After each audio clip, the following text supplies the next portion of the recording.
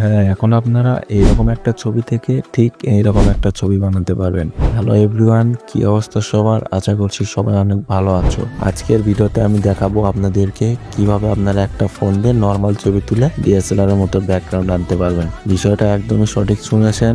আপনিও এখন চাইলে একটা ফোন দিয়ে ছবি তুলে ডিএসএলআর এর মতো ছবি কনভার্ট করতে পারবেন। এটা কিন্তু ফুললি ফ্রি এবং খুব সহজে এটা করতে পারবেন। তো চলেন বেশি কথা না বলে ইন্ট্রোটা দেখে নিই।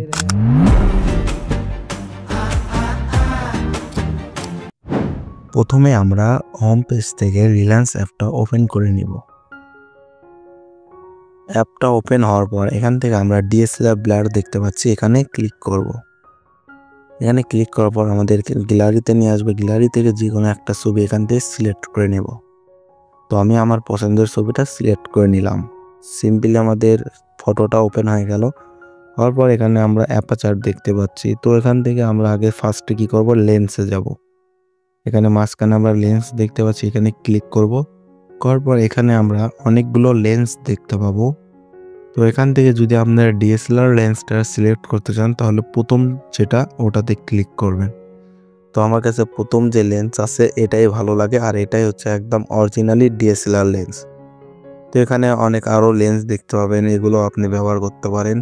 যদি ফটো ডিএসএলআর এর মতো করতে চান তাহলে এখান থেকে প্রথম যে লেন্সটা এটা ব্যবহার করবেন। এটাতে ক্লিক দেওয়ার পর আবার অ্যাপারচারে যাবেন। অ্যাপারচারে যাওয়ার পর এখান থেকে অ্যাপারচারটা আপনারা মন মতো করে নিয়ে নেবেন। তো আমার হিসেবে যদি সৌন্দর্য চান তাহলে আমার হিসেবে এখান থেকে 2.6 নাহলে 2.4 রাখতে পারেন।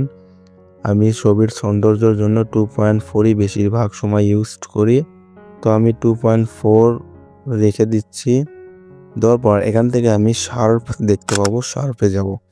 শার্পে যাওয়ার পর আমি যে 4 নাম্বার যে স্কোয়ারের মতো দেখতে পাচ্ছি এটাতে ক্লিক দেবো।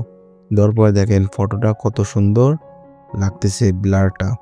তো এখানে আরও অনেকগুলো শার্প আছে, আপনি এগুলো ব্যবহার করতে পারেন, সবগুলোই সুন্দর। তো আমি যদি বলি যে ছবিটা আরও বেশি সৌন্দর্য দেখাতে চান তাহলে এখানের থেকে 4 নাম্বারটা ইউজ করবেন। করার পর আবার সাইজে যাবেন।